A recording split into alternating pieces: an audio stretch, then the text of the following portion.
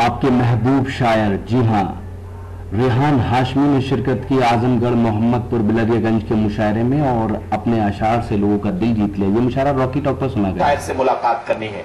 मैं आपसे अर्ज करूं कि हम करें बात दलीलों से तो रद्द होती है, उनके होठों की खामोशी भी सनत होती है। हम करें बात दलीलों से तो रद्द होती है, उनके होठों की खामोशी भी सनत होती है। कुछ न कहने से भी छिन जाता है एजाज़े सुखन, जुल्म सहने से भी जालिम की मदद होती है। दोस्तों, हमें इस सच्चाई को समझना होगा कि जुल्म सहने से भी जालिम की कहीं ना कहीं मदद होती है। इसलिए हमें आवाज बुलंद करनी होगी, हमें अपनी सदाएं बुलंद करनी होगी और मजलूम का साथ देना होगा, मजलूम की आवाज बनना होगा।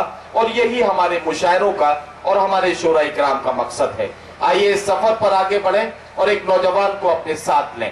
नौजवान वो जिसका ताल्लुक कालीनों के शहर भदोई से है।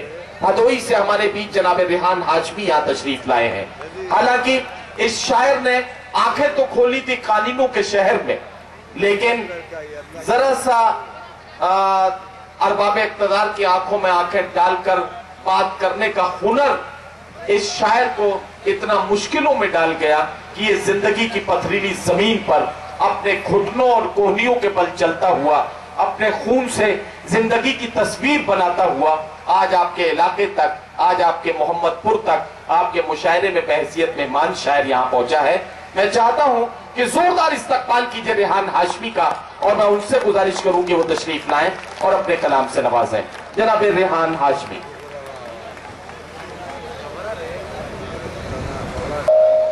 अब कुछ आई क्या? इधर आई। चलिए इस वाले माइक से नहीं रहे। खैर, मैं कोशिश करता हूँ, सदर साहब से इजाजत चाहता हूँ।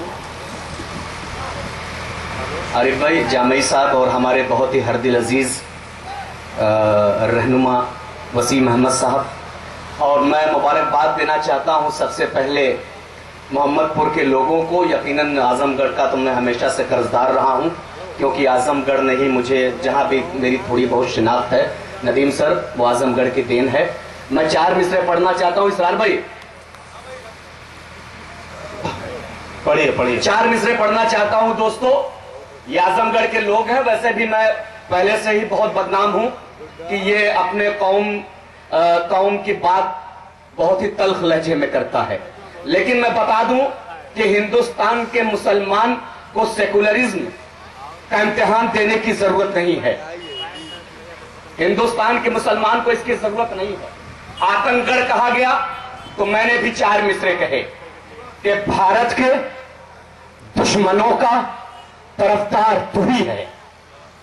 देखिएगा, भारत के दुश्मनों का तरफदार तू ही है। भारत के दुश्मनों का तरफदार तू ही है।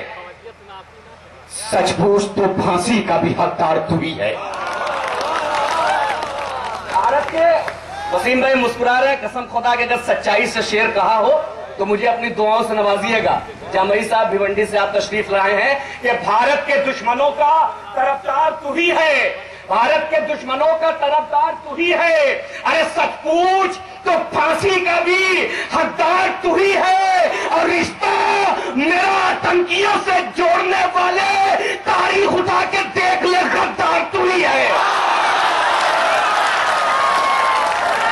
भाई क्या कहना रेहान हाशमी, वाह वाह वाह।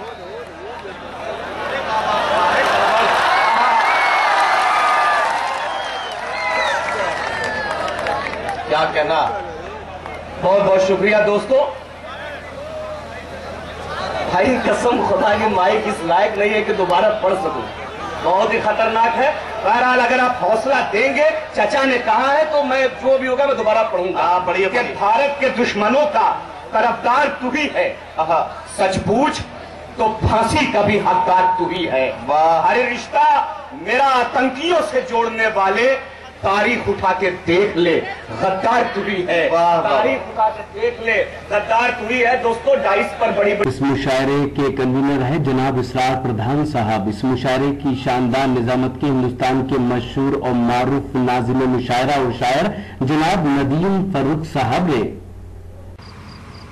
तो ये था आजमगढ़ के मोहम्मदपुर गांव के बिलरियागंज का एक शानदार मुशायरा।